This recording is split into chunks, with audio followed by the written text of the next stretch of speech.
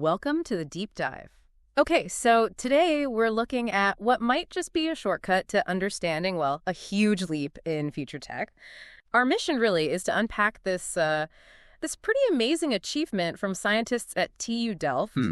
They've pulled off a magnet-free breakthrough with graphene, and this could seriously shake up electronics and maybe even quantum computing down the line. Yeah. We're basically talking about making stable spin currents in graphene, but and this is the kicker, without needing any big magnetic fields around. And that's the bit that's really massive if you follow this stuff.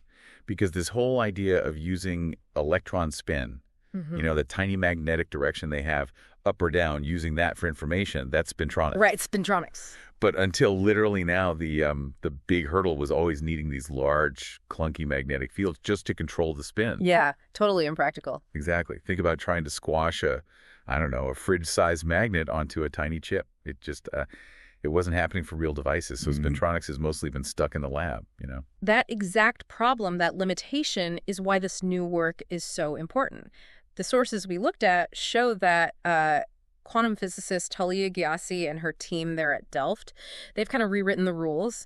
They've shown graphene can actually host this thing called the quantum spin Hall effect, QSH, without any external magnets at all. None. And the quantum spin Hall effect, well, the cool thing about that is it basically sets up these, spin highways right along the edges of the graphene. Spin highways. I like that.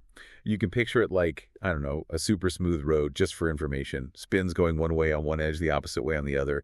And crucially, they don't really scatter or lose energy, so information could travel super efficiently. That's the dream for low-power tech, Yeah, right? definitely. So how did they actually do it without the magnets? That's the ingenious part, isn't it? It really is. They just layered the graphene on top of another material, a very specific one. A 2D magnetic material. Right, this chromium phosphorus trisulfide, or CrPS.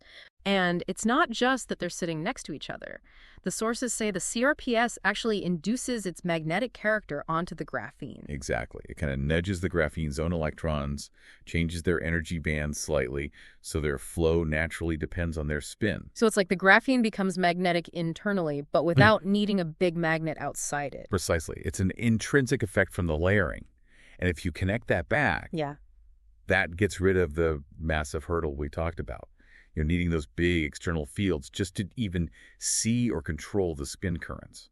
Which, as you said, would never fit into your phone or laptop. Right. So if you don't need those external magnets anymore because the graphene itself is now spin active, well, what does that mean? How does that change how we could design things? Yeah, exactly. So let's bring it back to you, the listener. What does this actually mean for the tech you use or might use? The core idea is, honestly, it's a bit mind-bending.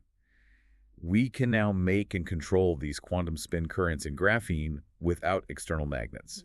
Full stop. Just by layering it onto something like CrPS₄, which then sort of lends its magnetic personality to the graphene. So imagine processors tiny enough to be, woven into your clothes, or powerful computers that don't need massive cooling systems for magnets. It opens up possibilities. It really does. It's not just about making things smaller. It feels like a totally different way to think about building electronics, Size, power, maybe even speed. And that really leads to the final thought here, something to maybe chew on. Discoveries like this one, where we're tapping into these fundamental quantum properties of materials. It's not just about making today's tech a bit better. Right, it's more fundamental. It really is. It could unlock completely new ways to compute, new kinds of memory, things that honestly were just theory before. So it's not just a faster chip we're talking about potentially. It's maybe a whole new way of thinking about what information is and how we process it.